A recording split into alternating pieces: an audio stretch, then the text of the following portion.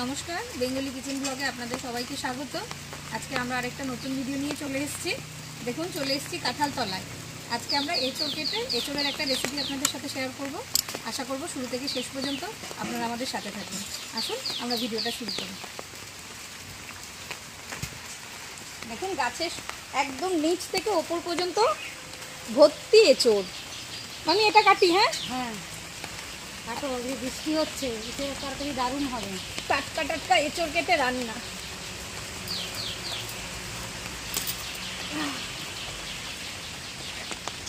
আমাদের এঁচড় কাটা হয়ে গেছে, এবার আমরা রেসিপিটা শুরু করব।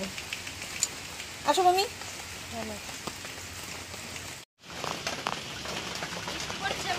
তাড়াতাড়ি চলো, রস পড়ছে।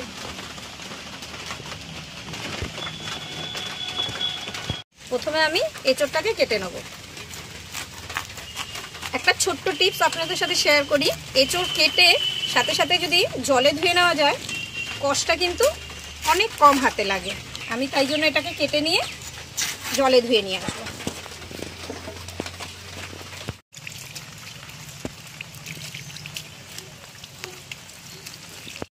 মামি চলো, কয়েকটা ধনে পাতা আর কাঁচা টমেটো একটু তুলে নিয়ে আসি বাগান থেকে।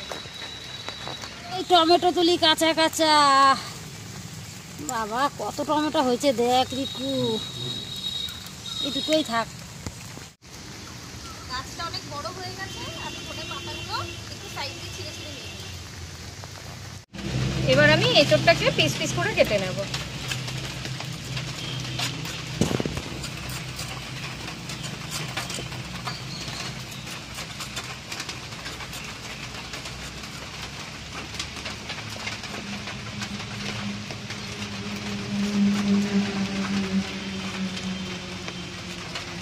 ভালো দানা হয়েছে মামি, দেখো এঁচড়টা। মামনের ইঁচড় কাটতে কাটতে আমি উনুনটা ধরিয়ে দিয়েছি। উনুনটা কত সুন্দর জ্বলছে। এবার আমি কড়াইটা বসিয়ে দিলাম। ইঁচড় সেদ্ধ করার জন্য আমি কড়াইয়ে জল দিয়ে দেবো। আমার এঁচড় কাটা হয়ে গেছে, মামি জল গরম বসিয়েছে।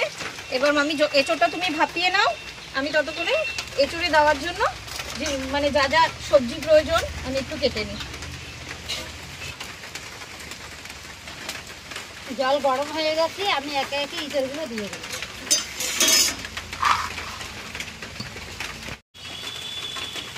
ইঁচড়টা সিদ্ধ করার জন্য আমি অল্প লবণ দিয়ে দেবো আর একটু হলুদ।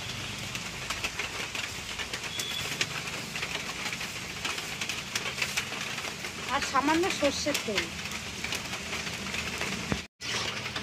এবার ভালো করে মিশিয়ে দিলাম। আমি এঁচড়ের জন্য বড় বড় আলু নিয়েছি, আলুগুলোকে কেটে নেব। আদা, রসুন, পেঁয়াজ আর কাঁচা পাকা টমেটো একবারে সবকিছু আমি কেটে গুছিয়ে নিচ্ছি।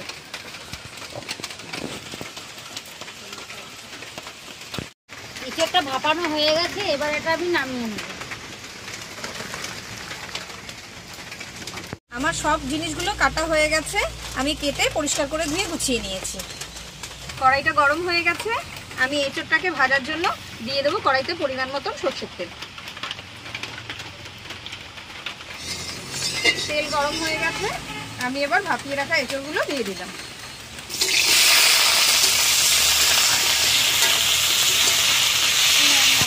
আমি ইঁচড়ের জন্য শুকনো লঙ্কা, জিরে আর আদা রসুন একসঙ্গে আমি বেটে নেব।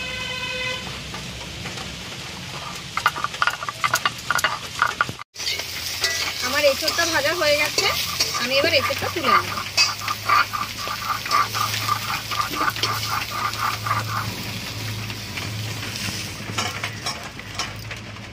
এবার গরম কড়াইতে তেল দিয়ে আমি আলুটাও ভেজে নেব। তেল গরম হয়ে গেছে, আমি ধুয়ে রাখা আলুগুলো দিয়ে দিচ্ছি। এবার আমি আলুগুলোর মধ্যে অল্প পরিমাণ লবণ ছিটিয়ে একটু ভালো করে ভেজে নেব।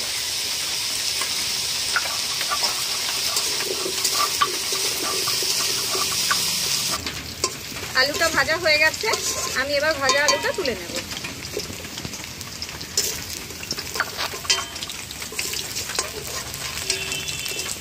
মশলাগুলো সব বাটা হয়ে গেছে। মামন এবার ইঁচড়টা ভালো করে রান্না করো, আজকে আমি খাবো। তেল গরম হয়ে গেছে, এবার তেলের মধ্যে ফোড়ন দিয়ে দেবো শুকনো লঙ্কা, তেজপাতা, একটা বড় এলাচ আর একটু গোটা জিরে।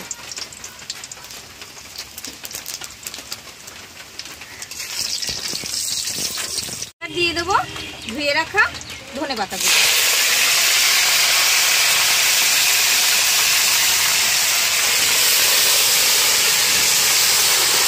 ধনেপাতাটা একটু নেড়ে চেড়ে নিয়ে এবার আমি দিয়ে দেবো কেটে রাখা পেঁয়াজগুলো।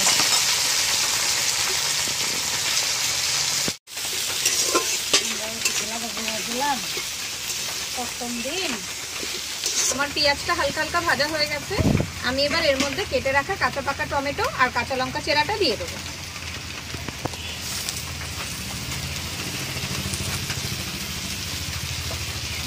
ভালো করে মিশিয়ে নেব। একদম ঘরোয়া পদ্ধতির এই এঁচোড়, অন্য কোনো মশলা, আমরা ঘরোয়া মশলা ছাড়া অন্য কোনো মশলা কিন্তু এখানে ব্যবহার করব না। এটা প্রায় গলে গেছে, এবার আমি বেটে রাখা রসুনটা দিয়ে দেবো। ভালো করে মিশিয়ে একটু ভেজে নেব। রসুনটা ভাজা ভাজা হয়ে গেছে, এবার বেটে রাখা শুকনো লঙ্কা আর জিরেটা আমি দিয়ে দেবো।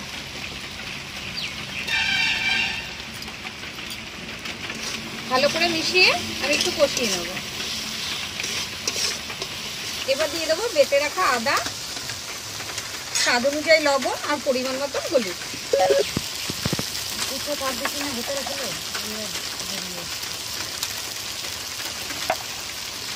ভালো করে একসাথে মিশিয়ে কষিয়ে নেব।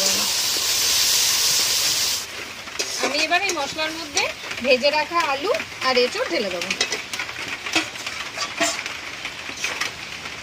ভালো করে মিশিয়ে কিছু সময় কষাবো।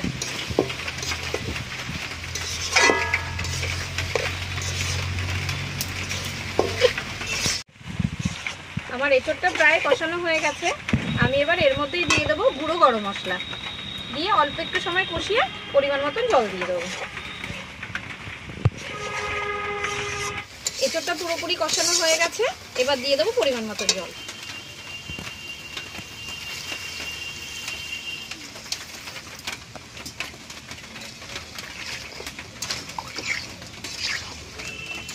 জলটা দেওয়া হয়ে গেল, এবার কিছু সময় ফুটবে।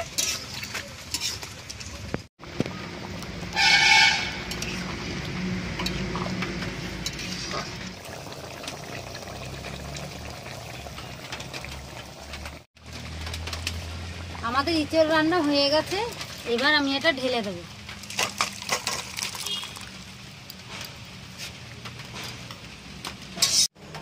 আমাদের এই ইঁচড় রান্নার রেসিপিটি যদি ভালো লেগে থাকে তাহলে আপনারা ভিডিওটি লাইক, কমেন্ট ও শেয়ার করে দেবেন।